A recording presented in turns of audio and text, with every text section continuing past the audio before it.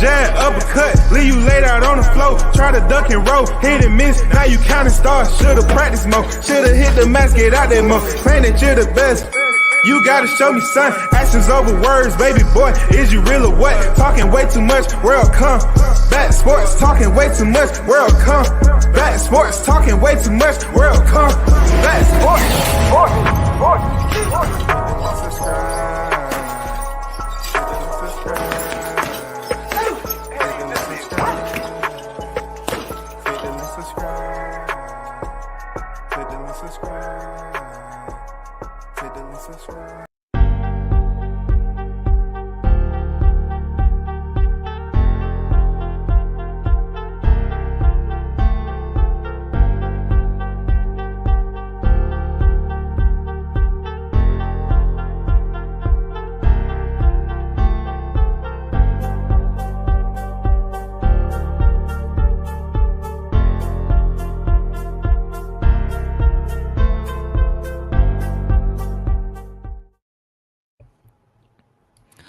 Shout out to First in the building.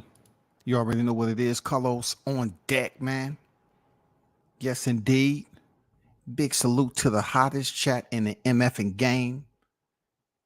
A-side official, certified. Big Bunsen Boxing in the building. What's good with it? The goat on deck. Boxing fan talk on deck. Big shout out to everyone that's pulling up. Hit the like button while you in. Of course, we got to get down to the nitty gritty. The nitty gritty. Of course, boxing talk never stop. And you know how it goes down. It's just so much content that's out there. Real talk. It's just so much content that's out here. So give me a minute. Hold on for a second.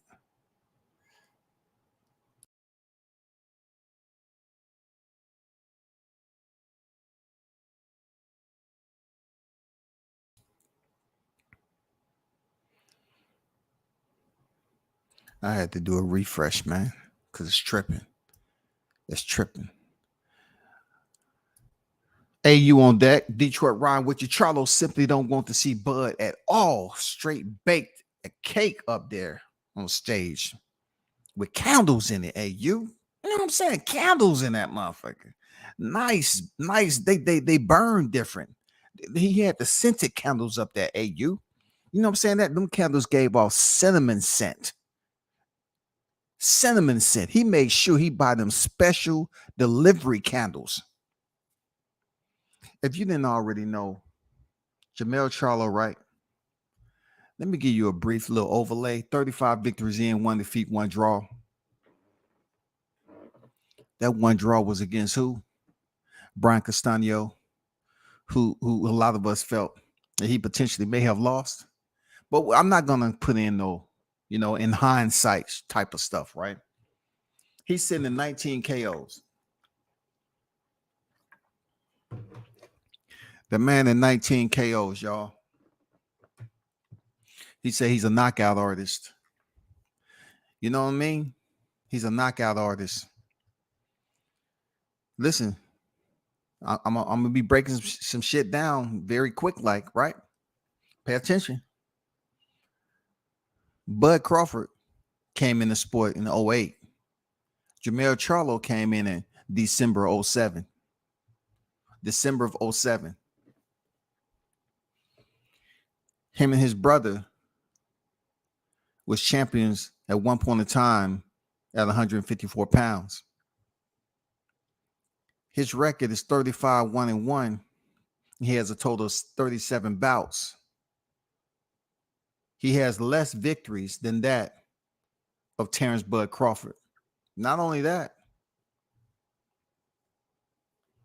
he has less knockouts than Terrence Bud Crawford. Now, how is it relevant?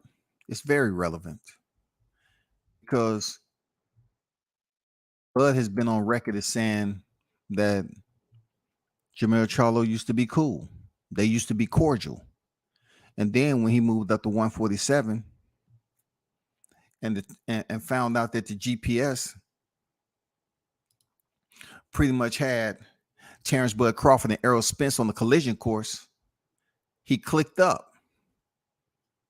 As Bud Crawford would say, "You're not from Texas. You from Lafayette, Louisiana." And so is your boy. He's not from Texas either. But when he was on his way up to the division, everything was cool until he finally got there and they found out, oh, he may potentially have to fight Spence. Granted, Spence was busy running behind Keith Thurman trying to get that fight. But I guess Al Heyman wasn't his besties at that point in time.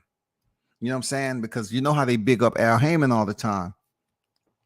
But I guess at that point, Al Heyman wasn't on the side of Errol Spence. He didn't have the belief that a lot of people thought he should have had. Keith Thurman was the man. He was the unified champion, WBC and WBA. So when we look at Crawford sits at 40-0, 31 knockouts, y'all. You want to know when Crawford came into the sport? He came in the sport March of 2008. 3 months after Mell Charlo. 3 months. All right. Mell Charlo has less knockouts. Terrence Crawford, 31 knockouts. And Mell Charlo sits at 19 knockouts. Terrence Crawford sits at 31 knockouts.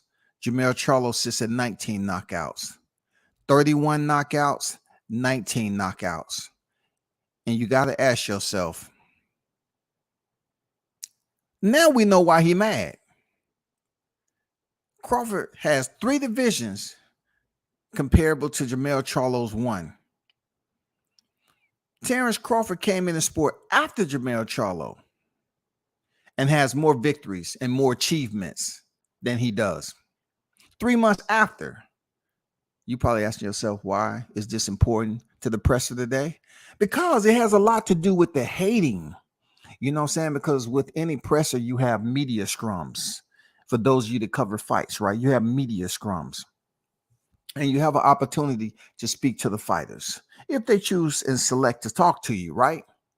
But in this case, you have had Mell Charlo previously talk a lot of shit about Terrence Crawford and basically devalue any achievement he's ever done. But once again, just like I did with Spence, I have to reiterate, Bud Crawford came in after Mell Charlo.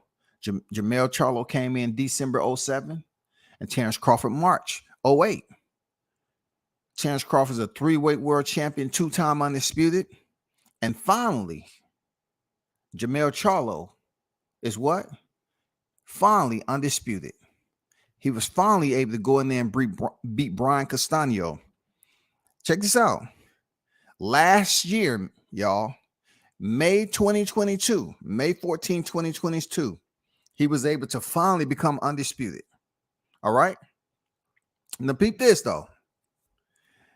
Today is August 15, 2023. You know what I'm saying? So kudos to him. Check this out. I'm breaking some shit down. Now check this out. In May 14, 2022, all the way up to today, August 15th, he has spent over a year out of the sport since picking up the undisputed titles.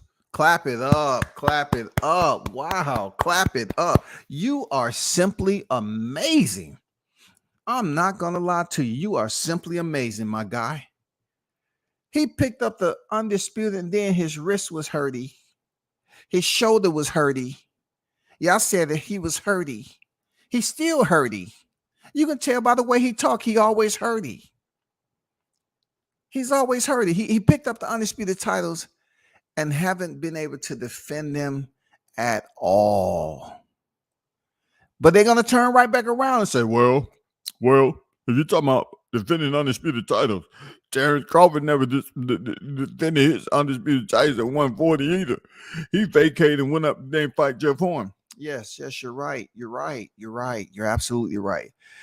He did vacate his titles. You're absolutely right. But sticking to the topic with the GPS coordinates, when Terrence Crawford vacated his titles August of 2017,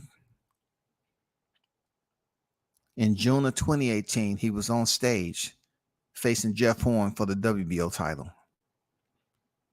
Also, in that process, he wasn't stripped of any titles. Right? He vacated all of them and moved up to face Jeff Horn. It's a difference. When Mell Charlo steps in there against Canelo Alvarez next month, he will not be in possession of the WBO world title. That title will be in possession of you have Mell, you have Bell, you have Mell, Tim Tszyu, you have Mell. He will be in possession of a new inbox message. No fault of his own.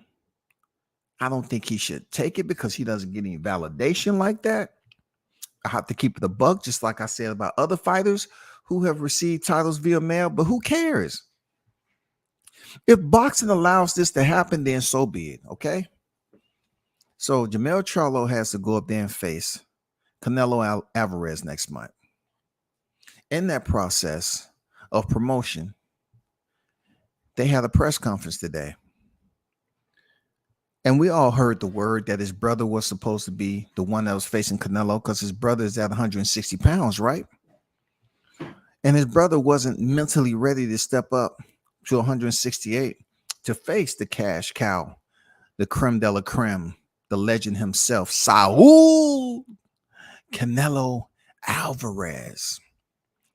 You know what I'm saying? Saul Canelo Alvarez. Yes, sir. Amazing. Amazing. Simply amazing. So you ask yourself, how was the interview going to go today? You know what I'm saying? What did we expect the interview to go today? Because this was an opportunity for Mell Charlo to basically visit a stage that he's never really been on. You know what I'm saying? Like he'd never been on this stage before. Like we've heard him complain so fucking much about Terrence Bud Crawford calling him out like a champion was supposed to do. But when it comes to his press conference, Mell Charlo's up here trying to say, you know what I'm saying? It's all about taking risks now. It's all about taking risks. I'm going to be in shape. Real talk. You know what I'm saying? Let's get down to it, Mell Charlo. You're trying to get people to come to your aid. You know what I'm saying? You're trying to get them to be a rebel. You're trying to get the black people to congregate around you now. The same black people you treated like crap, right? And one of those black people was Terrence Bud Crawford, right? And you was busy up here making all these excuses, not knowing that you was the next lamb for slaughter. You didn't get it. You didn't understand that you was the next lamb for slaughter. You know what I'm saying? You want to go up here and tell me, I've been known. Okay, if you've been known, why you was up here making all those excuses, man? Why were you making excuses? You say, oh, he got business to take care of and 147 pounds. He got this, he got that. Like it was so much complaining and bitching from Mell Charlo. It was so much complaining. He gets up there today with the press conference in the face of Saul Canelo Alvarez. That, like I said, that shirt looked comfortable. You know what I'm saying? That shirt looks super expensive. Canelo's up there chilling. I've been here before. No problemo. I've been here before. No. I'm okay. Yeah, see, I'm fine. The Mell Charlo, he's a good person. He's a great fighter. Stop the cap, Canelo. You know he ain't a great fighter just because he's freaking undisputed. You know what I'm saying? Yeah, he was the first one to do it. You know what I'm saying? Come on, bro. He don't have your mentality. Canelo's mentality is to jump up, take risk, and get it done. Real talk. And you might not give him credit for freaking Rocky Fielding, but he did jump up there though. You know what I'm saying? That was the first one he had. You know what I'm saying? He did jump up there. You got to give him credit now. He did jump up there. And then he will later go on to declare undisputed. So you got to give him credit now. You got to give him credit. You got to give him credit for jumping up there facing Sergey Kovalev. Got to give him credit. And no matter what you want to do, you got to give him credit. But I've heard Mell Charlo so many times be so amped up when he was trying to demean somebody, demean a fan, demean another boxer, be disrespectful. You know what I'm saying? Now he's just straight up acting like he's pussy. You know what I'm saying? Just straight up acting like you pussy, bro. Real talk, man. It make you want to throw up. This is the person that's always been keeping this same disrespectful energy all the time. And then you get up there with Canelo after doing all the bitching and complaining, and you looking at him like you a fan. That's all I heard. I heard kissing. You know what I'm saying? I heard the kissing sound. I seen the kissing emoji. That's all I seen. I seen cinnamon all on your lips. You and your coach. Not Guzman, of course. I'm talking about, listen to y'all. Did Derrick James have a Neuralink already? Because did he not just say this? Don't make me, y'all gonna make me put the side by side of what he said at the presser when they was facing Crawford and what he said today at the presser. I'm giving y'all a head start now. I guarantee he said the exact same thing. You know, it's Mell. All he had to do is stay focused, 100% focused, and you know, with the focus, see us focus, and he'll be okay. He said the exact same thing. Is that dude programmed? Does he have a Neuralink that's faulty? Is he a clone? You know what I'm saying? Because he act like you. Derrick was up there freaking doing, you know, knee-high leg lifts and shit in the ring. I'm beginning to think that wasn't him. I think somebody was back there with a controller and they really wanted him to look a certain way. For real. Somebody got Derrick James up there with his hands tied up and all that in the padded room. No, dog. This dude damn near said the same thing he said when they was on stage with Crawford. So Mell Charlo gets in there. You know, I could have sworn, man, that you know, he was looking at Canelo with dreamy eyes. He's looking at that man not to say, I can beat him, because I never heard him say anything like that. On September 30th, I'm going in there to beat his ass. We didn't hear none of that. Oh, no. We heard very nice, polite, you know what I'm saying, jovial type language. You know what I'm saying? We didn't hear any of that aggressive belligerency. None of that shit. Mell Charlo was so nice and wholesome that you want to bring him, you know, the girls was in there like, that is a guy that I like to take home to visit mommy. Mommy will like him. See how polite he is? Jamie, come over here. Are you watching this press conference? Look, that's the type of guy that you would like to bring home to mommy and daddy. I bullshit you not, y'all. This dude was super nice. I bet after the presser, he was like telling Canelo, after we fight, I want you to teach me Espanol. I want to learn how to speak. I want to learn how to speak Spanish. Espanol. See, you know, I want to become a part of the culture. You know, Mell Charlo was acting like he was mesmerized. He act like Canelo put the whole blanket on his ass, man. Canelo wrapped him up in a blanket. That's look like what he had on. What the fuck did you have on? Were you goddamn about to go build an igloo? You black Eskimo? Were you about to go build an igloo in this motherfucker? Was it cold up there? Because Canelo said, no, I'm not cold. I have silk. It feels so nice and soft. So I'm not cold. I feel good.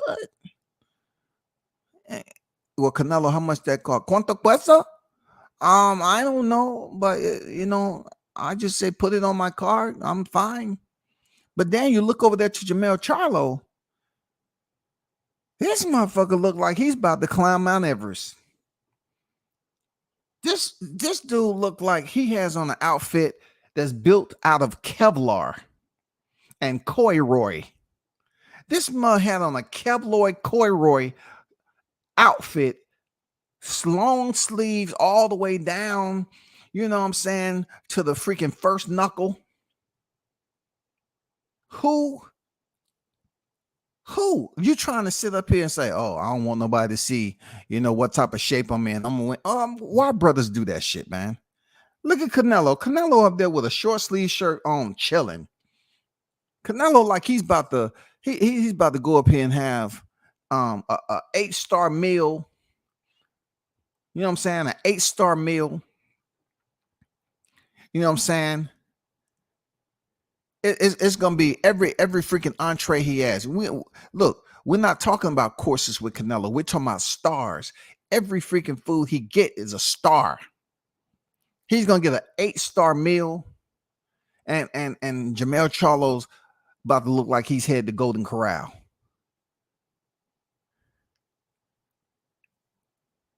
Looking like his shit was built out of Kevlar, like that motherfucker bulletproof or something. That is one of the ugliest summertime outfits. Why would you dress like that, bro?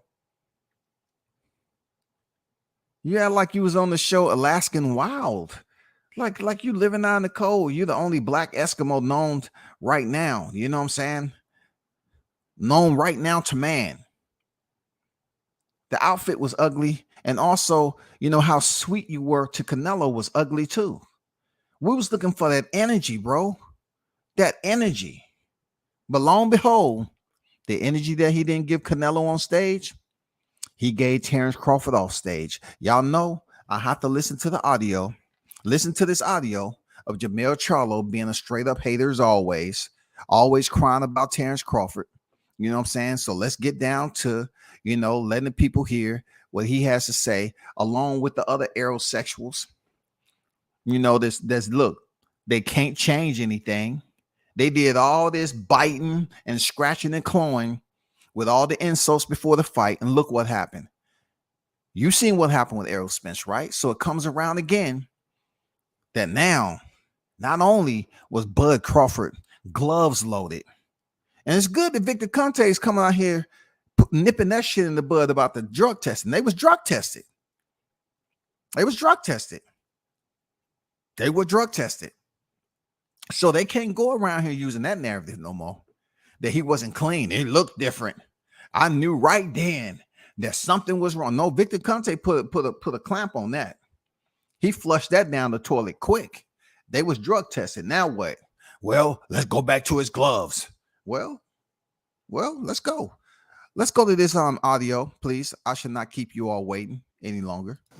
Are you a little bit annoyed that people are saying that he should retire? He only had one bad night. Do you think? I don't think Errol should retire. I'm not annoyed by it because that's not me, but I'm pretty sure like those people that's saying it, they just really don't know. It could have been just somebody talking. It got love, it got pub, people rocking with it. So, but nah, Errol ain't gonna retire. He down for the fight. This is the fight game. I'm sorry, but when you look at Crawford, I know in the past you were always just like, look, I'm gonna knock this guy out, I'm gonna dominate him. But seeing what he did to Errol, seeing how good he's looked, are you a little bit now like, I still think I'm gonna win, but this guy's a lot better than I even thought? No, I just think Errol had a bad night. You know what I'm saying? And it wasn't nothing that made me be like, oh, Crawford, some old spectacular. He didn't throw that many punches. It wasn't like it was like a adversity that he had to face within that fight. You know what I'm saying? I don't know why I know y'all talking about like some of these old behind the head shots and shit that y'all didn't mention. You know what I'm saying? I seen a bunch of behind the head shots during that fight. So when they knocked his balance off in his equilibrium, it wasn't, Earl just didn't come to and snap back. But you live to fight another day, and that's what he wants. So if you beat Canelo, plan for the mega fight with you and Crawford for 150. If we can make it at that weight division, I mean, whatever weight division I'm at, if wherever we still boxing at the same time, let's do it. I'm down to fight any one of these motherfuckers. Boo hoo, boo hoo, boo hoo. Now, The aerosexuals have another piece of bologna to add to their sandwich in their bag lunches. Okay, we need another piece of bologna, please. Yes, give me a little bit, the one with the green and the purple on it. Yeah, that seems like it's in the sixth stage of decomposition. I love that. It's gonna taste just dandy. Put that on there, please. Throw some mustard on there. Yeah. Yeah, throw a little bit more mustard. Yeah, mhm. Oh, that's gonna taste delicious. That's gonna drown out that mold and bacteria. Cause that's what I'm looking at. Like when I hear shit like this, it's so old and contaminated. Like it's so polluted and saturated with bullshit. You know, y'all didn't look. He expect the media. This is what I'm talking about Mell Charlo. He want to hold the media accountable, but he's not going to holler Harvey Doc's name. He's not going to call out the physician, the ring doctor. He's not going to call out the judges. You know what I'm saying? He's not going to call out the promotion, but he's going to call out media. Coward ass shit. Coward ass shit, bro. Real talk. That's coward ass shit. Don't bring that shit to the media for us to talk about and basically advocate for your stablemate when you're afraid to call out the referee, the third man in the ring. The third man in the ring did not complain about any freaking behind the head shots. See, y'all have to understand how some fighters use media just to push a narrative because y'all so simple like that. Y'all simple simps. Y'all love to hear shit and run with it because you believe you're pissing other content creators off. I'm gonna tell you, with WCS, you're not pissing me off at all because I'm feeling real good. Like I told you, my body is acclimated and digested that fish very well. Salute to Terrence Crawford for doing what the hell you're supposed to do. But Mell Charlo talking about, I'm surprised y'all. When he came out of his mouth like that, I said, here we go. That's why I don't have no support for him heading to this fight with Canelo. Like I said, I'm not a bitch ass nigga to be sitting up here saying just because I don't like you, I want to see you lose. You already lost. What they say, you already know how to give it up. Isn't that what Crawford said? He already know how to give it up. He lost already. You know what I'm saying? He lost already. They up here talking to you about a Terrence Crawford fight. Well, you about to go in there and fight Canelo. I'm surprised he didn't cuss out the media and go on a profanity-laced tirade. You know what I'm saying? And start just cussing all the media out saying, well, y'all ain't shit. No, he trying to play nice for Canelo. This ain't his only presser. This not his only presser.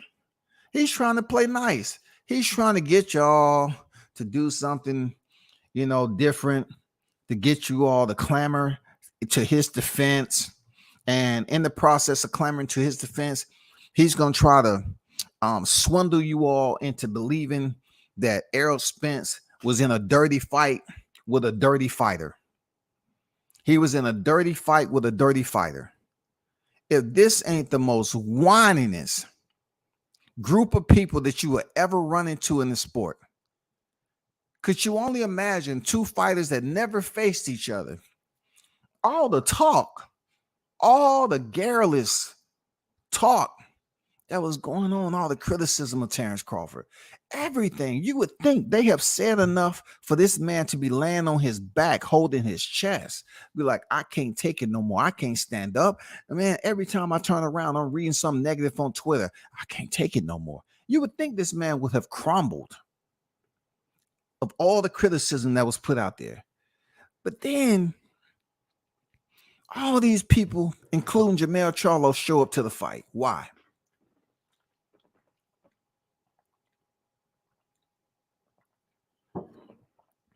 My brother, why did you show up to the fight? Why did y'all aerosexuals show up to the fight? Real talk. Why did y'all show up?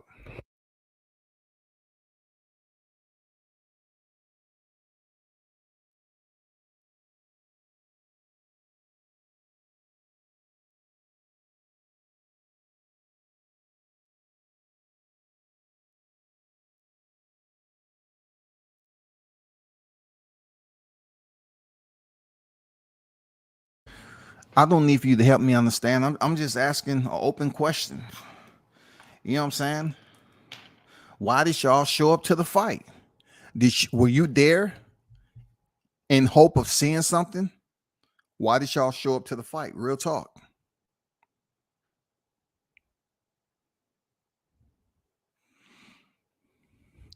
Yeah, Coach Malachi hit me up.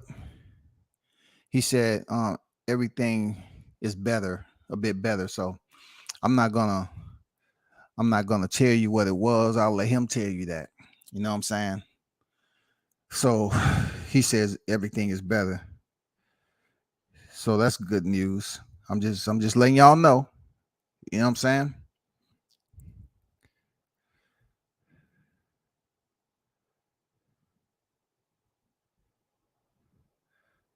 I'm just letting y'all know. Coach will let y'all know once he go on live. You know what I'm saying? But for those of you that was concerned, things are looking on the up and up. That's good news, good news, good news. Now, let's listen to some more of this audio from Charlo, the man who's set to face Canelo Alvarez next month, one half of the Charlo twins. Okay, let's look at some more audio. Listen to some audio. With a little injury, you haven't been in the ring in about a year or so. Would that play a factor in this fight? Nah, not at all. Like, I ain't gonna get into another fight not prepared or half-assing it or just taking it for. I ain't here for the money. I'm here to win. You know what I'm saying? So I don't know what money has to do with time out of the ring. He says he's here to win. He's not there for the money. But they were speaking about the time out of the ring. What does the time out of the ring? So you was trying to prove to the people that you're just not cashing in on the paycheck for being out the ring. Okay, I like that.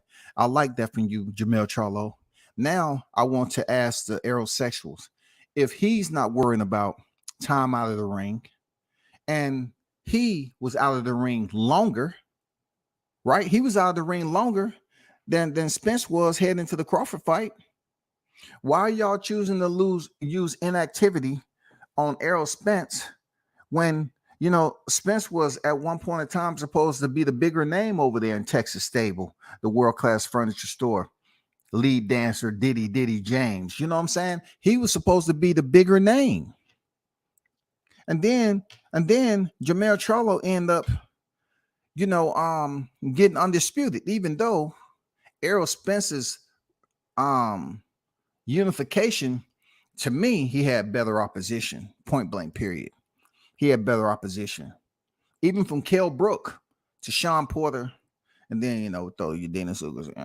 You know what I'm saying? I'm trying to spruce it up a little bit, but he became undisputed. Real talk, he became undisputed, man. But Errol Spence was the bigger name, period. But going back to why did you show up in Vegas? That's what I want to know. Why did you show up in Vegas? You was there to see something. You was there to witness. You was there to be a part. You was there to be the company of. You was there to be in the presence. You was there to see it for yourself. Errol Spence stepping there with Terrence Crawford, and you thought he was going to come out victorious. Just go ahead and say it, man. It's not a problem. Just go ahead and say it. Go ahead and say it, brother. You was there because you felt that the support, you know what I'm saying, for your stablemate, even though we didn't see you in none of the pictures with your stablemate leading up to this fight. We didn't see you taking none of the pictures with him. You know what I'm saying? I mean, I can understand you didn't want to get in the picture with the Canvas University. I get it because you haven't been on the canvas yet. I get it. Not yet. Maybe next month. But let's be patient. I'm patient now. And I'm not wishing that on you. No ifs, ands, or buts about it, Jamel. But you was there at the T-Mobile Arena because you felt that this was the opportunity for potentially you to be undisputed and Errol Spence to become undisputed, so y'all can take those pictures together inside that nice cozy furniture store. You can do the media, you can say, hey, look at this. Me and my stablemate did it, y'all. We did it. Now that has all been since exposed. And look, Jamel Charlo is still not the most popular guy over there. Errol Spence is still more popular of a name in Texas when it comes to boxing than Jamel Charlo. Even with Jamel having the belts, man, come on now. He couldn't he couldn't outsell Spence on a pay-per-view. Period. I'm just being honest. He couldn't do it. He couldn't do it. No matter who you put him in there with, Tim Zoo, Tim Blue, Tim Clue, Tim Ooh Ooh, it wouldn't matter. He couldn't sell it. Errol could though. But you was there for a reason, brother. And Terrence Crawford ripped it from you. Not only did he rip that shit from you, right? He made you become a part of history for the wrong reason. You was there with your girl, sitting so close to the ringside that if Terrence Crawford hit Errol Spence over there by your corner with that uppercut, the sweat would have landed in your lap. You would have had to wipe your brow. You know what I'm saying? Because he was tagging you, that shit would have been blood and sweat combined. That's what pissed you off. You had on a red outfit, but yet the red that was coming from Spence did not match the same color grade that your outfit was. So it kind of looked like you were wasting some shit on your outfit. I can't make it up. I can't. I'm just saying he was mad because of different color of red. But he was there close. He was there to witness, just like all the aerosexuals that was in attendance. Let me just inhale. Every time I know the aerosexuals in that building, I just have to exhale because oh man, it give me chill bumps just knowing they was there to witness that ass whooping. You aerosexuals, and I have to include one more aerosexual, and that's Jamel Charlo. You know, I got to include you as an aerosexual too, Jamel Charlo, because you still mad. You want to try to hold the media accountable for not talking about the behind the head shots, but yet you won't call out Harvey Doc.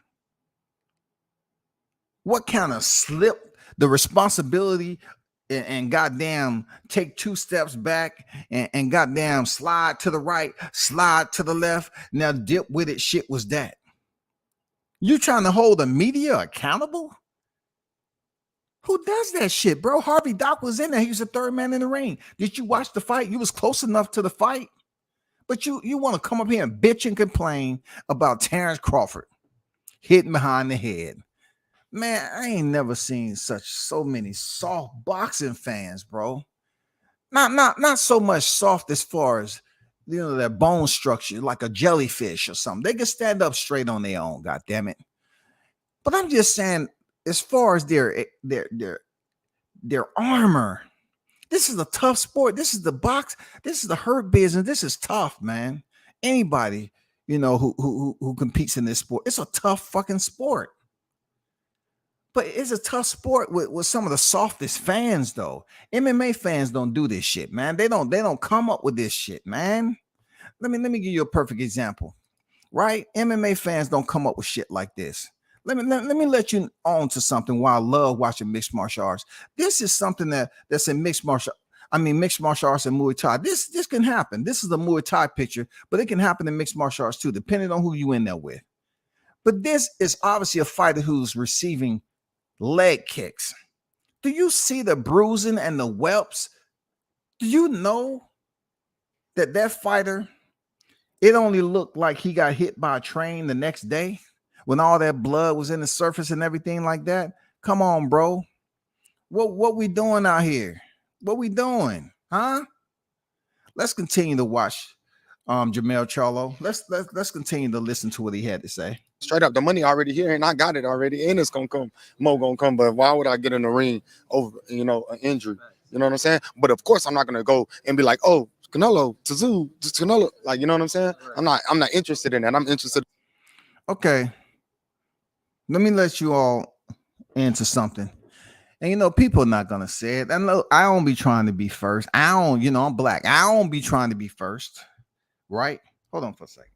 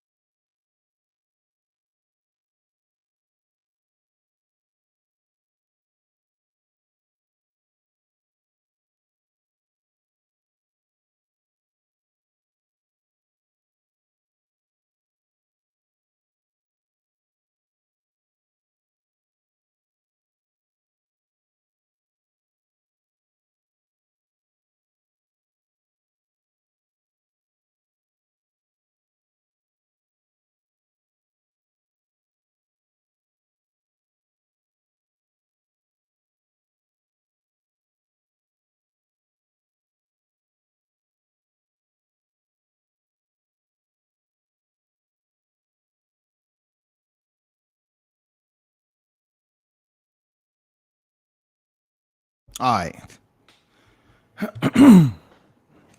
So Jermell Charlo pretty much put it out there that he's not doing it for the money. We hear this all the time. So I'm saying, why you didn't turn the fight down and say, oh, let's just wait for my brother. He needed more than I do. I don't know why we got to do that. You know, it ain't all about the money. I got money. Yeah, you got money, but can you stop boxing today and be well off and still take care of whatever you got to take care of? I don't care because I'm not in your pockets. But I don't know why the front has to do with anything. What people really want to know is what the results are going to look like. Now, I said I was going to drop something on you, right? So check this out. What we do know about this fight is that Jermell seems to have committed to facing Crawford. You know what I'm saying? He's not bitching and moaning anymore because he's in a tight predicament. That predicament is being, ringside when Crawford was saying he's a bitch ass nigga, right? He was calling them out in front of his peoples, in front of other professional athletes. He's up there lying to James Harden, who asked him, were you and him in the same weight class? And he say, you know what I'm saying? I already did what he did. I'm undisputed 154. I don't know what that nigga talking about. Instead of saying, he's been undisputed before. You know what I'm saying? And he's doing a good job in there. He's about to become undisputed twice, but I'm undisputed right now. But he tried to make it seem like he already did undisputed and Crawford was doing something that for the first time he was becoming undisputed. It was a lame ass way to deceive a casual boxing fan, a basketball athlete who just came there as a patron, as a consumer who paid for their ticket to watch a fight that's been talked about in the locker rooms, restaurants, happy hour. You know what I'm saying? Social media. It's been talked about. So a lot of other people that you wouldn't think that showed up. Now, what we do understand is that he's been pushed into a corner. When Al Heyman called him up, this is his words. Al Heyman called him up and he said they presented him with the fight. I know it didn't go down the way he was talking about, but he was like, oh, call me back when you're serious. No, he was probably up there goddamn pissing on himself. When they said, oh, what? He was up here waving this girl. Come here. I'm gonna fight Canelo, baby. But I thought your brother was, man, it's me now. God damn it. I'm Big Charlo. I'm Big Charlo now. I'm doing it. I'm Big Charlo. Somebody asked him in this interview, have you talked to your brothers? No, I ain't talked to him. I know you haven't. You know what I'm saying? I know, because y'all always going at each other for some bullshit. But now you get the opportunity to step in there with Canelo. Now, what I do know about Crawford, what I did hear from Crawford, and I'm going to do a whole live stream on that. I'm not going to put it out there yet because, people be surfing, dog, and they don't want to let people know what wave they was riding in on. You know what I'm saying? Damn, it ain't that difficult. But let me tell you something Crawford said already. There's a rematch clause, and we're waiting for the real information at the end of this month to see what happens with Spence. We know what Espinosa's put out there already. I'm not highlighting that right now, right? But people are waiting. Crawford is waiting to see if Spence enact a rematch clause. Now, I'm gonna tell you this right here: Errol Spence is not fighting Jermell Charlo after Canelo. All right, I'm telling you that. Whether it's new information, if it is new information, I'm telling you for the first time here, Terrence Crawford is not fighting Jermell Charlo after Canelo. No matter what it is, it's win or lose. Terrence Crawford put it out there that he looking to do what he want to do. He's the A side. So guess what? He want to fight Charlo after Charlo beats Tim Tszyu. So Charlo is not going to be fighting Terrence Crawford after Canelo. No. You know why? Because Bud Crawford wants to fight Mell Charlo for the undisputed titles. You know how smart this is. I'm gonna break this shit down like Cracker Jacks. You know what I'm saying? I'm gonna break this shit down now. You know how I do. They try to hate on me, but it don't go anywhere. It's a surface wound. They can't really inject that venom. No, it won't happen. Peep this out. He wants to fight Mell Charlo after Mell Charlo fights Tim Tszyu. Now, I'm gonna let you know something. Bud Crawford wants to fight, and wants to beat Jermell Charlo in a mega fight. He wants to fight Jermell Charlo with the belts. Now, this is what makes this a mega fight. Check this out, y'all. Peep this out. This is how it's incredibly a mega fight. It goes down and hits potentially one of the most lucrative mega fights, y'all. If everything works out good for Crawford, if the stars align once more, I'm talking about the damn temperature's right. Everybody can get the nice little tan. You know what I'm saying?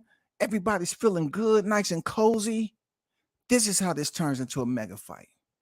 Jermell Charlo gets stripped of the WBO title. He is no longer undisputed. He goes off a Canelo fight, win or lose. He fights Tim Tszyu. He is 2-time undisputed at 154. 2 times, y'all. 2 times. And then you got the 2-time undisputed in 2 different divisions. I know it's different, but both of them are historic, will go down etched in the boxing annals, y'all. You have 2-time Jermell Charlo at a 154. Do y'all remember how familiar this sounds now? Just a different route. I told you all, if they want to make money, send Errol Spence up there to fight Jermell Charlo on the 2-fight deal.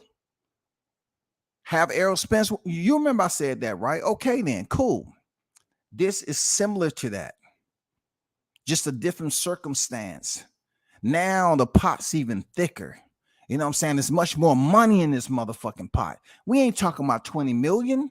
Both Terrence Crawford and Jermell Charlo get paid way more than 20 million. Because now you have Jermell Charlo. He goes in there and beat Tim Tszyu. He becomes undisputed the 2nd time at 154. Then not only that, you got Bud Crawford, who's 2-time undisputed, legitimate, official, certified. This turns into a mega fight. A mega fight, y'all. This turns into a mega fight. This turns into a mega fight, bigger than what you think it is. People gonna say, oh, there ain't gonna be no more mega than him stepping there with Canelo. Listen, it's certain boxing fans that's been around the sport long enough to know that they're not giving they're not giving Mell Charlo a chance. They're not. He's moving up 2 weight classes. There's just too much disadvantages going on. Plus, they don't think he's experienced enough. I just told you his freaking box rec. You know what I'm saying? I just told you his box rec. The man is 35-1-1. You know what I'm saying? Canelo is 59-2-2. He's did more in his career. He's trying to contend for a fifth division. Canelo Alvarez. He's already a 4-weight world champion, bro. Undisputed is 68. Now he's defending his titles, unlike Jermell Charlo was able to do. Jermell Charlo couldn't defend his freaking titles. His fingernail, he had a hangnail, you know what I'm saying? And his left shoulder, you know, had a little bit of freaking, what's that word I'm looking for? Tightness to it. You know what I'm saying? He had to get that massaged out. You know what I'm saying? With some Bengay and all that. You know what I'm saying? Some icy hot. He had to massage that shit out. He had a little stiffness in his left shoulder. But he'd been out 16 months. That's longer than Errol Spence was out to face Terrence Crawford. But check this out. Back to the scheme of things. Win or lose, he come back and he go in there against Tim Tszyu. Boom. Him and Crawford is a mega fight. A mega fight, y'all. Because neither one of these fighters is close to retirement. And look, I'm not saying Canelo's close to retirement, but he's close to retirement. Let's be honest. He's close to retirement. Is there a lot of people? There may be a lot of people. I want to say, from the blind community, there might be a lot of people that's going to be tuning in for this fight for the audio purposes. They might be purchasing the pay-per-view in support of Charlo. For real, I don't think regular, healthy, visually capable people are going to be saying, oh yeah, I'm looking at Mell Charlo for the upset. It's not happening. I don't see it.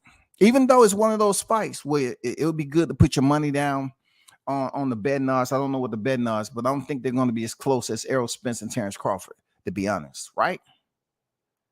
But if Mell Charlo is able to come back off of Canelo, whatever result, I'm gonna put result, and let's just say that result is a win. Let's just say Mell Charlo wins. Imagine this shit.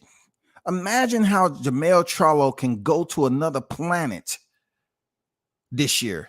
Imagine how Mell Charlo's career can absolutely go to another stratosphere. He beats Canelo Alvarez. He's undisputed at 168, y'all.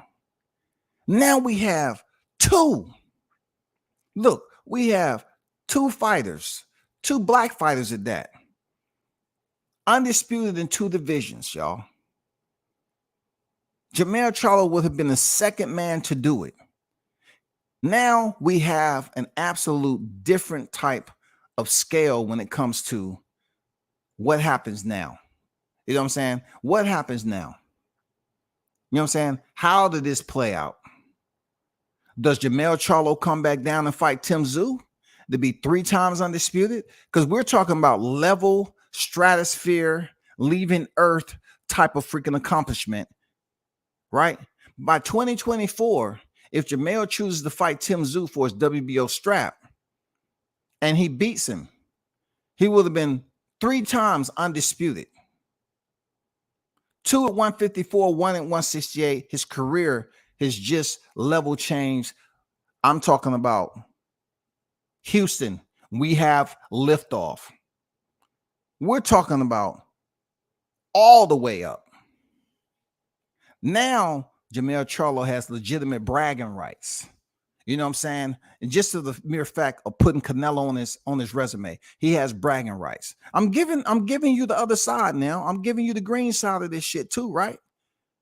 I'm not just being petty. I'm giving you the green side, right? If Mell Charlo was to pull off a miracle, you know what I'm saying? That's with 3 M's, 2 I's, 6 R's, 18 A's. You know what I'm saying? 2,400 C's, 3,422 L's, and 1,000,000 E's. Okay, a miracle like that. If he's able to pull off a miracle against Canelo Alvarez,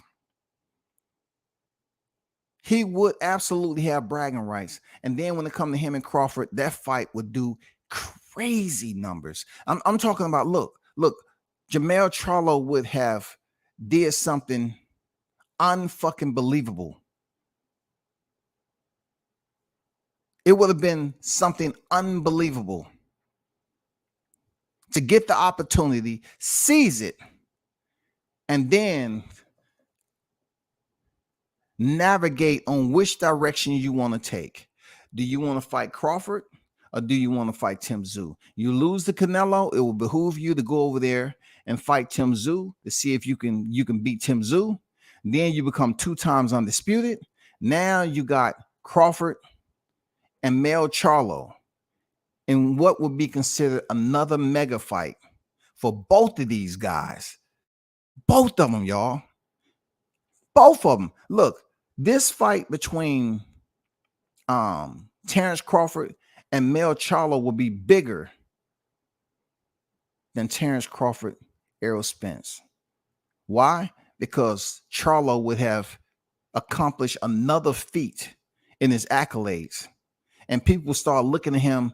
You know how you got fair weather boxing fans, right? Now people will be looking at him like, oh, finally, Finally, they're gonna turn. Look, they already done turned their back on Spence, right? They're gonna be over there peeking in through the freaking furniture store and be like, Derek. Diddy. Diddy. Can we get an interview, Diddy? He ain't at my gym. He over there at Juan Guzman. And go over there. Don't bother me about him. Come on now. Come on now. Lean on me now. You know what I'm saying? Lock the doors. I said lock the doors. Lock the windows. Don't come over here to my furniture store talking about him. He's over there with Guzman. I'm telling you all. That shit would be a crazy ass mega fight, man. You know what I'm saying? It'll be great for both fighters. It would do bigger numbers than Crawford Spence. That's if Spence is out of the picture. If Spence is in the picture, he goes in here, he loses again, right? It only elevates Crawford's resume to have Spence on there twice. You know what I'm saying? It's just going to say, okay, he did it already. He did it again. Cool. I mean, we have fighters like Deontay Wilder has a trilogy with Tyson Fury. And then, I don't think anybody's going to be calling for a trilogy. It's just uncommon. You know what I'm saying? Uncommon for people to wish for a trilogy if you lost 0-2. You know what I'm saying? So that's going to be done out the window. Now, potentially on the back end of his career, Terrence Crawford can develop somewhat of a similar rivalry with Charlo without even stepping in the ring, because both of them, right, have accomplished and built up their accolades, and they balance out a lot better than they would right now if Charlo wouldn't be facing Canelo. They wouldn't balance out like that. They would be like, oh, he's just Charlo with an undisputed. But if he goes up there and look good against Canelo, even in a losing effort, let's just say Canelo carries him to the 12th round and he loses via unanimous decision. Still, he can come back down here and face Crawford, and then they do pretty solid numbers if he's able to defeat Tim Tszyu. 2 times undisputed is very, very nice. It's very nice. That goes down in the record books. You're guaranteed solidified first ballot Hall of Famer. You know what I'm saying? The first to become undisputed that weight class, and then, you know what I'm saying, do it 2 times. Come on, man. That's good shit. And that press conference is going to be OTC, old school, off the chain. You feel me? So that's the only good part I see about this when it comes to Charlo. As far as everything else, he's a whiner.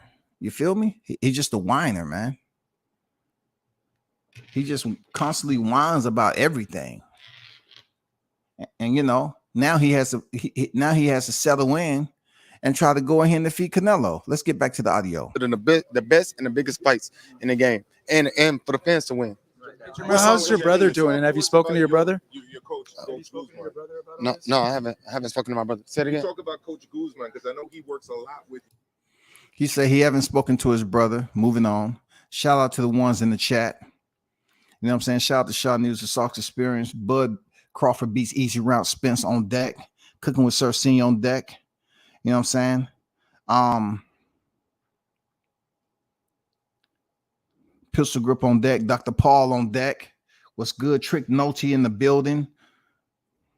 He said Charlo looked like a gay pioneer with that Daniel Boone hoodie, he had on. Yeah, man, shout out to Daniel Boone, God damn it. You know what I'm saying? I called him a black Eskimo, but goddamn, a black Daniel Boone, man.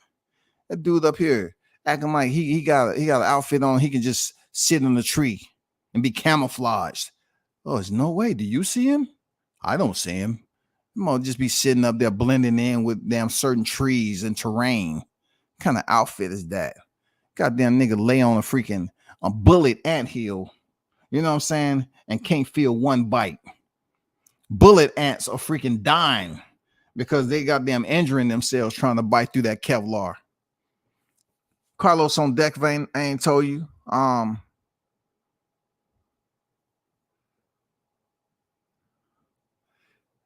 Many is on here dreaming. You know what I'm saying? Many's on here dreaming. It's okay though. It's okay. You know what I'm saying? It's okay. If Nello beats Mell, who's next? I don't really care who's next though. I just gave you scenario. You know what I'm saying? I just gave you scenario that interests me. Canelo does what Canelo wants. So whatever 3-fight deal they got going on, that's that. But this is not what the live is for. You know what I'm saying? I'm trying to figure out why he keep on hating on Crawford, why he never have anything good to say. And he's continuing to make excuses, say, talking about Crawford was hitting him in the back of the head. What the fuck do you want media to do? Fighters have to stop holding us accountable for shit and then want to get up and talk about, oh man, you switched up on me. No matter how much you fuck with a fighter, it's always going to be something you do wrong. You know what I'm saying? I'm like, you show a fighter mad love and it's always something one other fighter might have told you that they don't like or whatever. Man, it's just this happens in boxing, bro. I mean, you try to show mad love to fighters, man, and it's too difficult. It's always something. Real talk, it's just always something, man. So, I mean, when at the end of the day, with Mell Charlo, I know what he's trying to do. He's trying to rally the gullible black boxing fans because it's black again, Mexico. Look, it's a lot of things we'll fall for.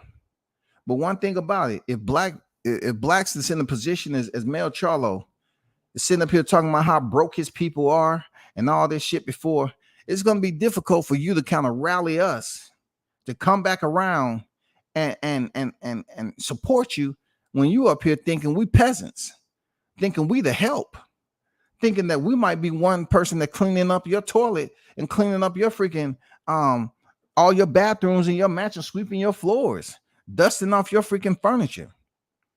Because I've heard it plenty of times. Broke.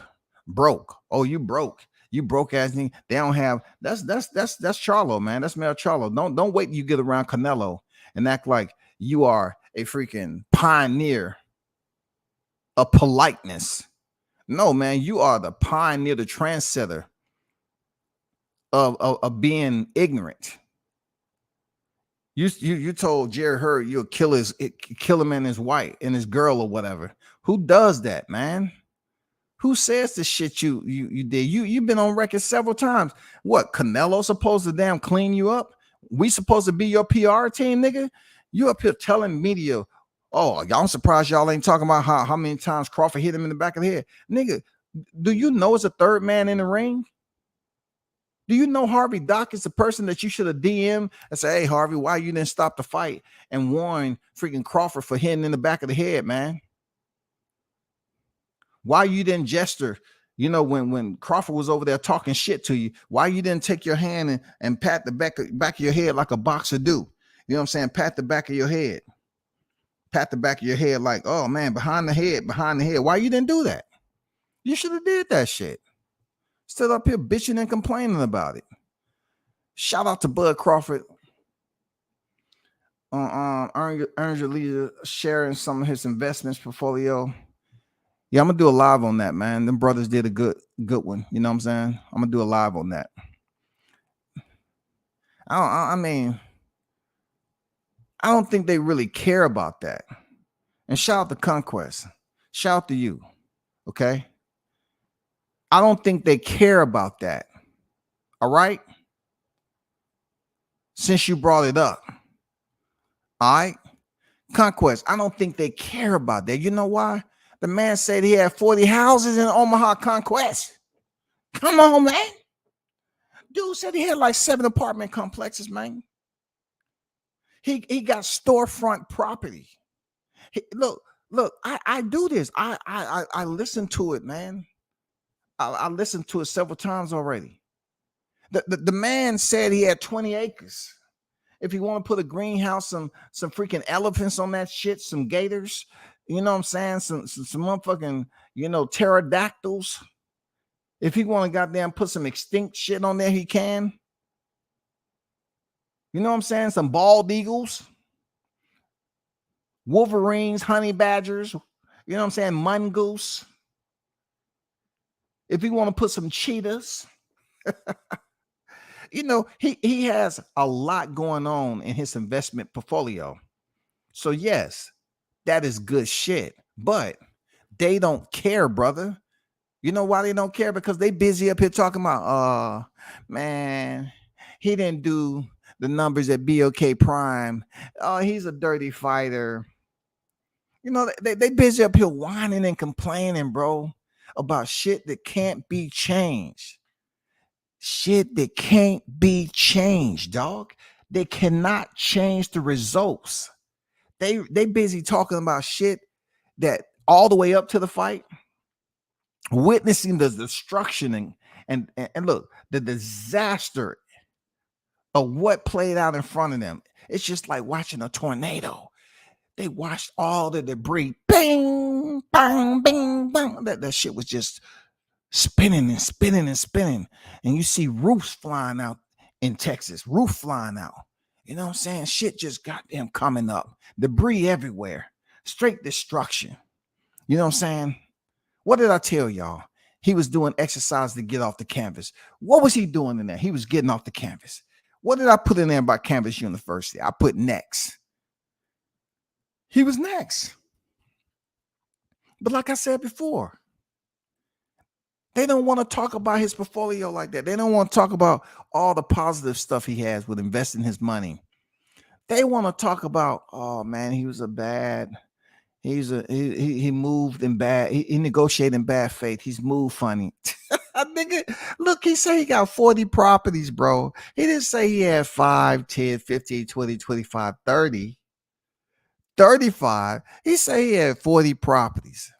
And when asked, you know what I'm saying, the question was asked like, why, you know, why you have so many properties, this, that, and the other. And then he said, because God not creating any more land. God's not making any more land, which is true. But still, you have to pick certain places to buy property so you can actually make your money, residual income back. And it's not in a flood area or area that's prone to storms, you know, typhoons and all this other shit, inclement weather, fires or whatever. You know what I'm saying? You still have to be careful about buying certain shit. But anyway, he was just highlighting that. But ultimately, Charlo don't care nothing about that. He don't care nothing about that. The aerosexuals don't care nothing about that. They're never going to let it go. This man is on podcast after podcast after podcast, and people showing this man love. But Mell Charlo goes up there and plays super nice with Canelo Alvarez. I mean, I'm talking about super sweet with sugar and the cinnamon. Put some honey in that bitch. Oh my God. Put some Splenda and put every type of sugar additive that you can find. In how he went up there and played nice with Canelo. He said words like questioners and lioners. You know what I'm saying? He said it's going to be lioners up there. Say, huh? Lioners? Have y'all ever heard of lioners? Questioners? Because I use herders. You know what I'm saying? Herders. I don't know. He was saying some things and he was playing super nice, man, to be a lion. You know what I'm saying? He was playing extra nice to be a lion, y'all. Real talk. I didn't like that. I would rather, you know, he do what Spence did. Spence, you know, he talked this shit. I'm saying he pumped it up a little. He paid for it, but you know, he wrote the check. You know what I'm saying? Seriously, he wrote the check, Charlo. He didn't write the check, y'all. He came out of his pocket and he was like, Canelo, what's your cash app? Okay. Okay. What? Oh no, why you want my cash app? I just want to send you, you know, like just some money for you to go out to eat and have a nice meal, man. You don't know how warm it feels inside to have this opportunity, Canelo. I'm not trying to, I'm getting a little emotional. Excuse me, Canelo. Let me there, Diddy, can you give me a handkerchief, please? I'm getting a little emotional. Calm down, my friend. Calm down, my friend. This is gonna be okay. I'm going to carry you the whole 12 rounds. Don't worry about it. It won't be a knockout. It's gonna be okay. No, it's not that, Canelo. It's just thinking about where I've been in life. It's just been so hard for me. It's been so hard for me.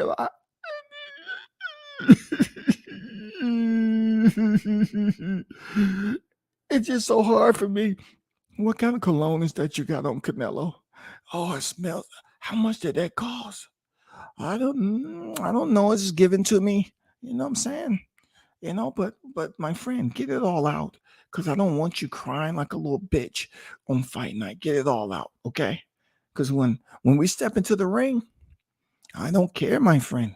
I don't care how many tears you shed. I'm gonna go in there and beat your ass, okay? Okay. Mano a mano. Get it all out now. You're right, Canelo. You're right. I just got it. Oh man, it's just overwhelming for me to know that I'm stepping in there with the king, my God, my Lord. Oh my God. The fans just don't know how much this means to me. Oh man, I have a chance to make history. Excuse me? Con permiso, amigo. You have a chance to make what? You really think you're going in there and you're going to come out victorious, man? It's not happening. Mell Charlo, you're totally confused psychologically right now, my friend. You're not winning come September 30th. You're not winning, my friend. Okay, you're going to go up in there and you're going to give it your best, but it's not going to be good enough. You know I stepped up to 175 and fought Dimitri Vivol. He couldn't stop me. You think you're going to stop me with 19 knockouts, SA? I'm about to get street, SA. I'm about to get street. You're making the street come out of me now, SA. Who do you think you are? You thought you was going to slide that in on me? You're not winning, homie. Canelo started breaking that shit down to freaking Charlo. Gonna say some slick shit like that. You're not winning.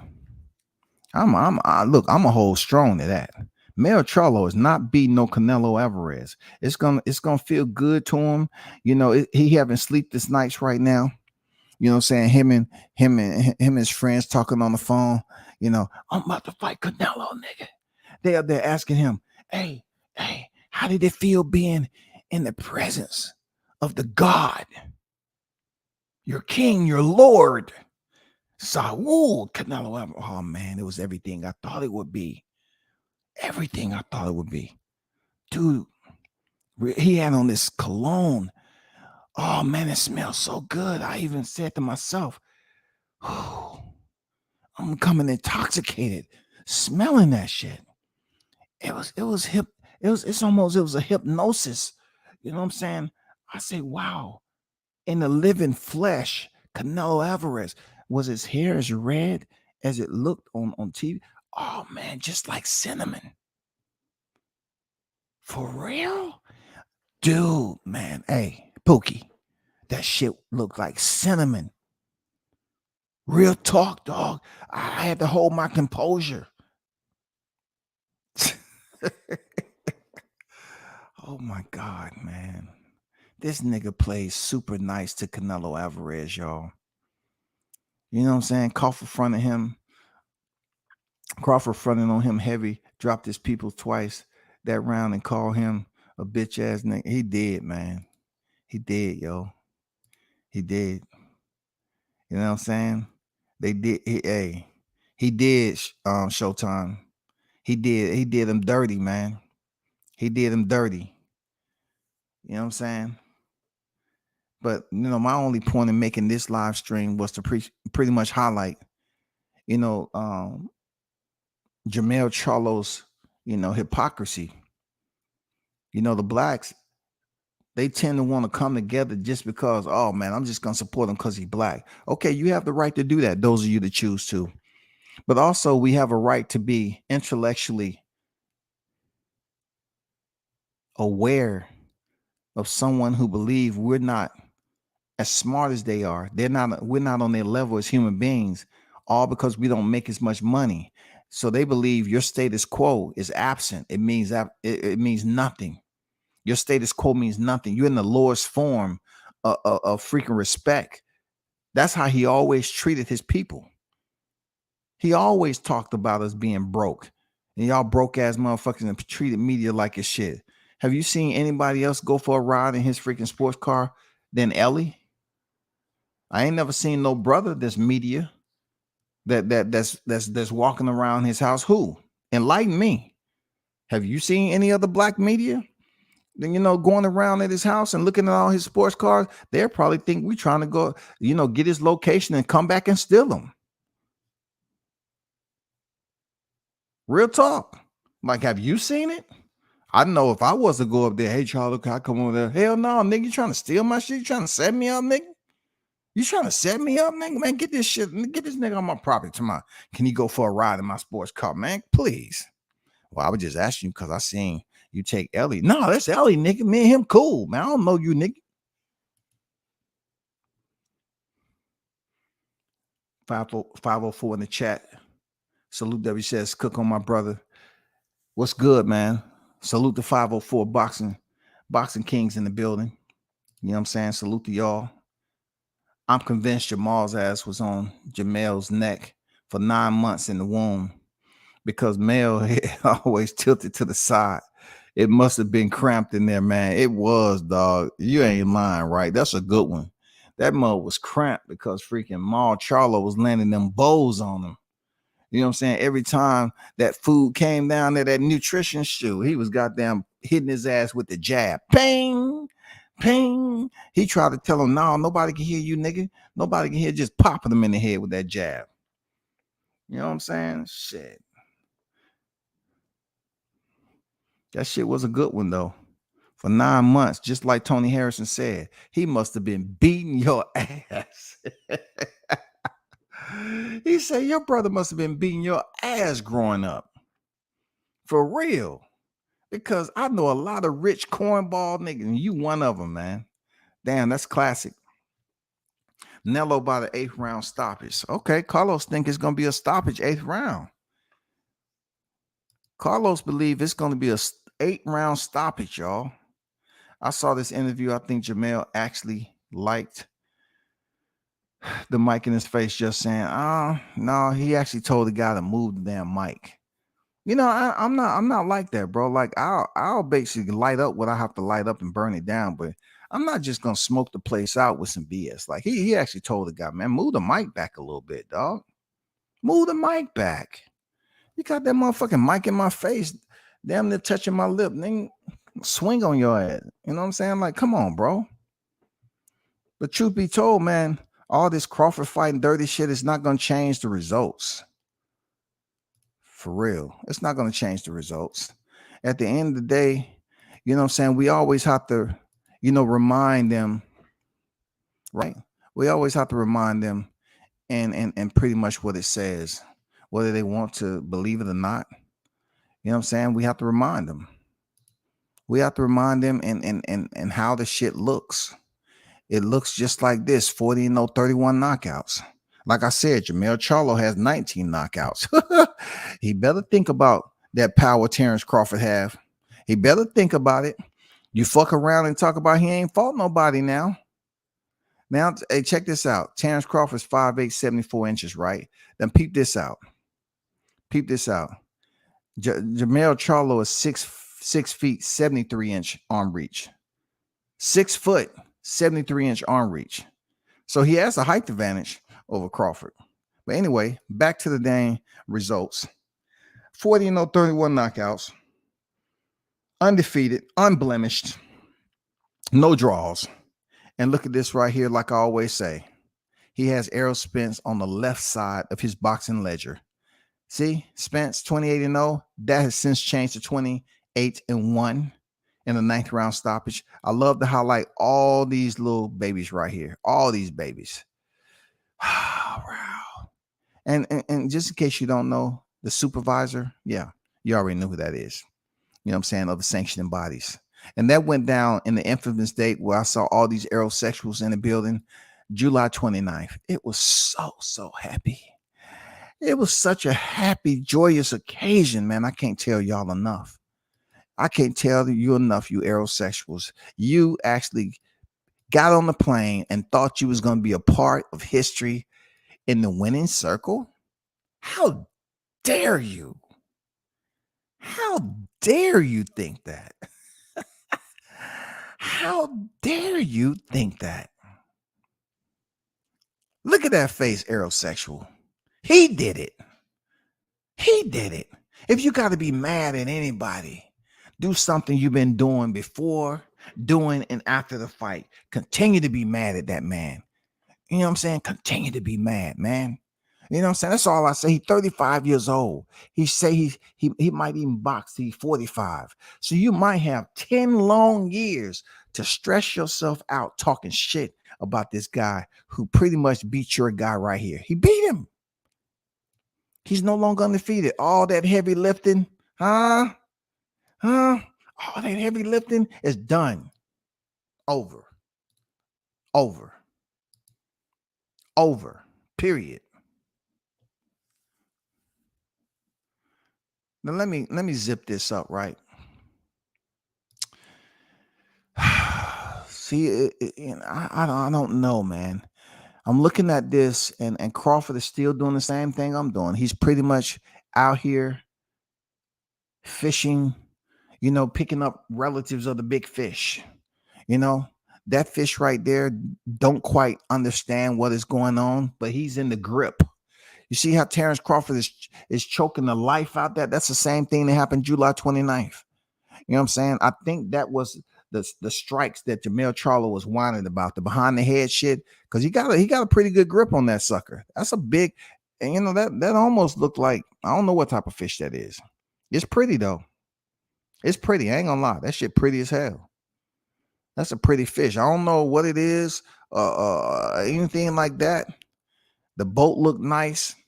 The fish looked like, I don't know what type of fish it is, man. That's for the rich. You know what I'm saying? But he still like catching fish. He ain't stopped.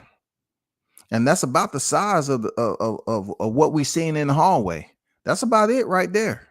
The shit that was on the t-shirt, I think that was about the size of it. I told you all, the motherfuckers cannot operate well out of water. Period.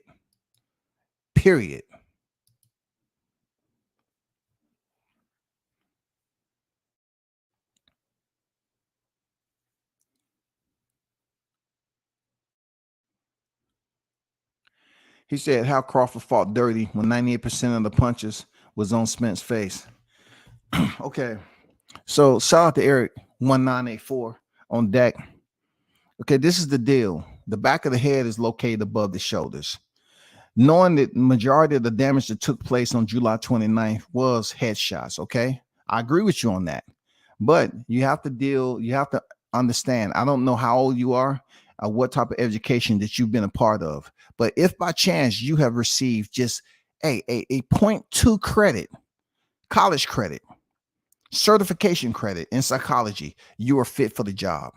Let me help you out with something. The problem comes into play is that you have individuals that you are dependent on to intellectually get it right, to process it, troubleshoot it, and do enough brainstorming to come up with a solution to the formula that they was trying to create. That formula is to try to find out how Errol Spence got his ass whooped so bad in July 29th. So since they cannot put the evidence together per deductive reasoning, they come up with lies. They come up with, he was hit behind the head. You know what I'm saying? He was hit behind the head. His gloves was loaded. He looked juiced. You know what I'm saying? Errol Spence looked sleepy like he just woke up from a nap. They're coming up with every freaking excuse without just admitting to themselves that Spence got beat. They thought the man was going to go in there with all that pressure. Spence thought it was going to be pressure. He said he was going to break him like Kunta. And God damn it, when you tell a black man like that from Omaha that love fishing, he took his belt off and he goddamn spanked Spence from pillar to post. He was whooping him, y'all. Not only that, this is the last one. There, Eric. They also said that the man didn't spar for the last 6 weeks. Lies upon lies upon lies. I told him that I spoke to his sparring partner. And you know what? Matter of fact, I'm going to get him on the show. Because once again, when you continue to debunk the aerosexuals, it continue to make them look even more and more unqualified. As Shaw News would say, incompetent. Incompetent. It makes them incompetent to be able to speak on boxing. They're unwilling to accept the truth. Yes, sir, the truth is supposed to set you free, but the truth right now is oppressing these damn aerosexuals. It's oppressing them. I'm talking about they got a clamp on them, y'all. A clamp. They can't think right, man. They can't do it. They can't think right. They said this man did not spar for the last 6 weeks of training, and he had a rib issue. Last time I checked, I believe all the knockdowns came from a headshot. Not one time did we see Errol Spence hold his ribs, nor did we hear Errol Spence make an excuse to say, oh, my ribs was hurt. My ribs hurt. He said, no, I don't have no excuses. So it's once again, it's clownish to hear them come up here and continue to make excuses for Errol Spence, who isn't making excuses himself. What kind of fans are you? You're the worst fans out here in boxing. I swear to God, y'all are the freaking worst. You're the fighter that you're supposed to support is not making excuses, but you want to go out here and act like you're representing him to make excuses. It's almost like you're the unemployed PR team, and you're going out here trying to create a film. You're trying to do a mini documentary on your own all access before, during, and after Spence Crawford won what you did not know. You know what I'm saying? You're trying to create your own documentary and come up with all these lies and not get this man his credit. It's not going to change anything, brother. Like, man, that shit is overdone with. It's over, man. Y'all going to have to deal with it, man. I'm trying to help y'all out. Deal with it.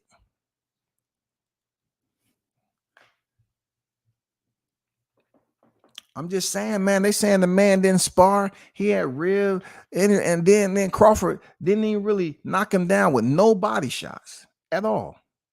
But they still up here talking about this shit. They still talking. Oh, man, oh, my God, look at that. He had this, he had that. I'm like, why are y'all still trying to make shit up on here? It's becoming mental health at this point in time. It's mental health, yo. This shit is mental health. Like I said before the fight, we have some mental health issues going on up here. Schizophrenia, because these people are talking about situations that's not being spoken on by Errol Spence himself. So now they playing the role. They're assuming different personalities that they've been wanting to let out for quite some time. So now they in an environment that they can get away with it. You know what I'm saying? They're in an environment. The YTC is the perfect asylum for them to go around here running through the hallways. You know what I'm saying? They're supposed to have the helmet on, but they choose not to because it hurts a lot more without it. That's what they want. They want to feel, they want to see the knot come up on their head. You know what I'm saying? They want to feel the pain. This is the stuff we have to deal with over here on the YTC, y'all. I think it was AM Sports Media started man, hey, and they wonder why they're angry. When people come up with names like that, they wonder why they're angry. They're gonna stay angry.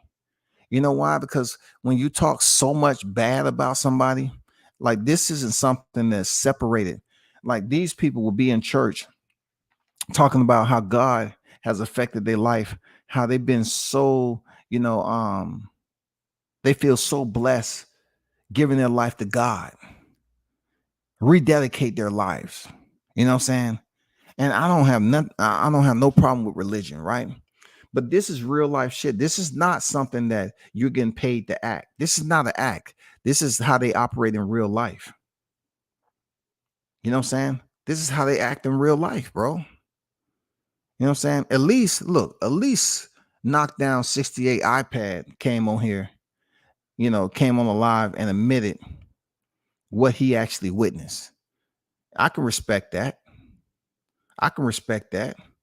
But when you go to the other guy, you know, the other guy with the snapback on, you know what I'm saying? The whiner, the loudmouth, he's up there not paying debts.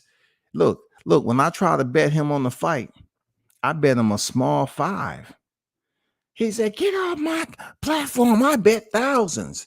But yet he's not paying debts. And then he's talking about, I don't care. I don't care. Of course you don't care, because the fight didn't go your way. Oh man, what a disappointment. All these motherfuckers was just talking mad shit, man.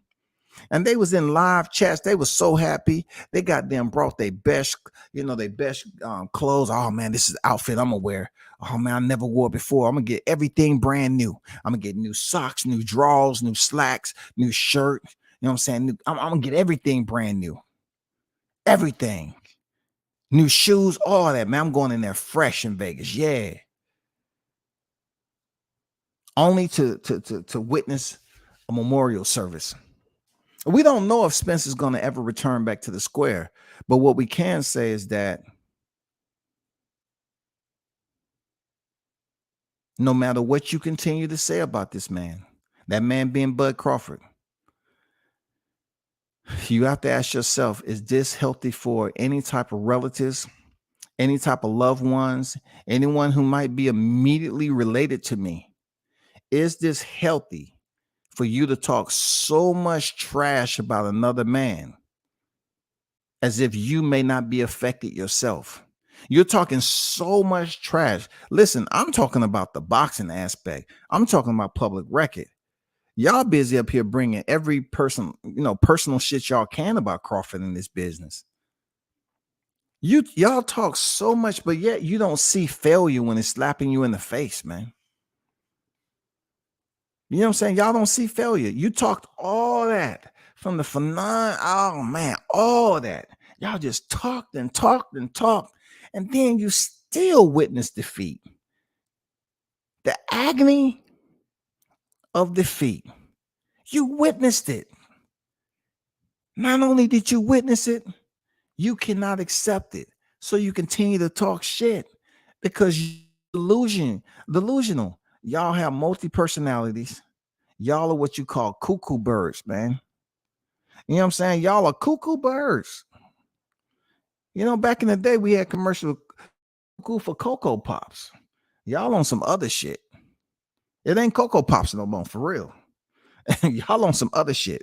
Y'all are unwilling to accept that Spence does not have those titles anymore.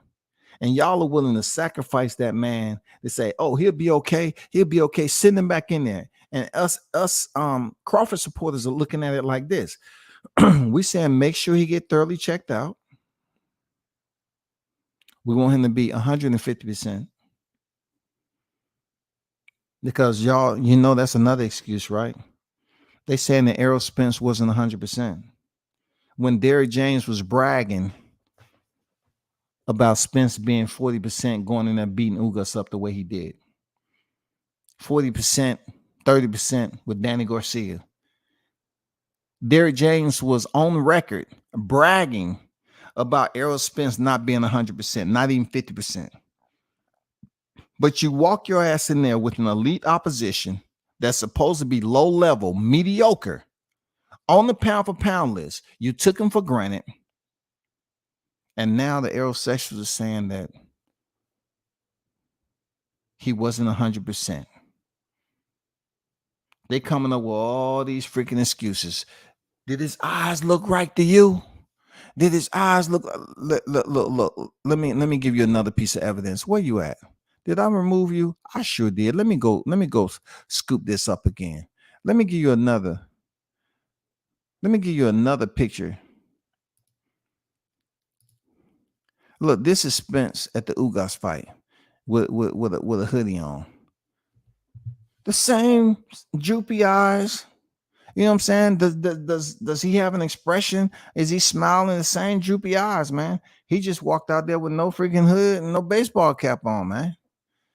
You know what I'm saying? Well, I mean, with no snapback on. That's the Ugas fight.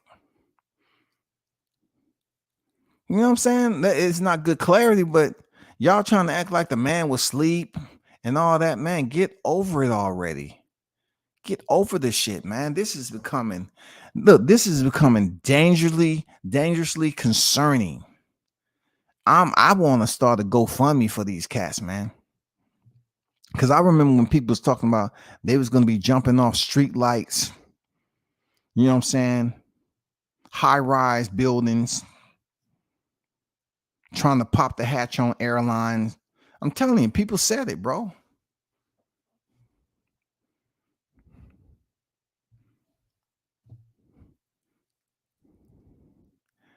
Yeah, y'all see the strays over here, up here trying to jerk off freaking Victor Conte's name. You know what I'm saying? Hey, once again, if he's suspect, prove it. It's good that Crawford was able to go in there and complete a feat to have y'all scrambling for answers. So in the process of scrambling, you're trying to bring down anyone and everyone that you can. So now all of a sudden you want to bring down all the snack athletes that has been approved for him to have in the sport of boxing. An unregulated sport now. A sport that's not regulated. Now you want to talk about morals, principles, right? Values. We want to talk about a sport of core values. All of a sudden we want to talk about prerequisites that don't exist. First of all, they should have some Christian, credits, some freaking correspondent courses. Learn some books of the Bible. Learn how to read the Old and New Testament. Yeah. I want them to go out on the weekend and do some soul winning. I want them to witness and bring more people to our faith, the love in Christ. Yes, sir. Yes, sir. That's what we want to do. That's not a prerequisite to be a boxer, y'all. They don't force you to attend church for a period of 8 years and say, okay, we have found out you've committed no, noticeable sins. You stayed out of trouble. I like it. Now we're going to grant you your boxing license, okay? Don't blow it. Don't blow it. We run a tight ship. Don't blow it. That's not the way it works, people. That's not the way it works. Haynes Legacy in the building. What's good with it, Haynes? Salute to you, brother. Hope all is well with the fam. Yeah, man. Say one more again. Arrow always look high and sleepy. High or sleepy. Man, you know what I'm saying? They trying to come up with anything and everything, bro. They're whining babies, man, all the time. They just whine about the same thing. I want to say let it go, but they do. They just pass it off to the next personality. And then they let it go for that personality. They return back to the other personality. All it is just, they just do handoffs. They go from one personality to the next. And they think nobody's paying attention. I see it. People want to talk about, numbers and all that. Who cares about the numbers, man? This is over. Terrence is pound for pound number one. He's the man. I like what Canelo said. They asked Canelo who was his top fighters. And shout out to Saul Canelo Alvarez, man. He said Inouye, Terrence Crawford, Gervonta Davis. You know what I'm saying? And then they try to ask him, about the people that he chose or whatever. He said they deserve to be at the top. See, that's a man that's already been there for so long. Canelo is making money. Canelo understands what's important and what's not. They tried to turn their back on Canelo when he tested positive for clenbuterol. But goddamn it, when you allow individuals from all walks of life to come to the turnstiles of boxing and compete and make a living, you're going to have certain individuals that actually pop dirty on tests if they saying, Tyson Fury of all people, Tyson Fury's on record is saying what? Every boxer is on juice. But we know there's some fighters that have never tested positive. Now we get to a point where we have desperation. We have desperation. We have individuals that's losing their minds. They're distraught. And they want to say that Crawford wasn't clean. Wow. Man, y'all continue to hold this down. We should do it again. I'm definitely going to do a reaction to that. Like I said, and once again, shout out to Coach Malachi. You know what I'm saying? It's good that, you know, things are looking on the up and up. I'm pretty sure he'll be on live sooner or later whenever he get back around to it. You feel me? But he, you know, it is much better light, a much more brighter light than what you see on lives. I know a lot of people was concerned about that. You know what I'm saying? But he will probably be back on sooner or later to let you know about everything pertaining. Okay. And I want to give a big shout out to the hottest chat in the MFing game. A-side official certified.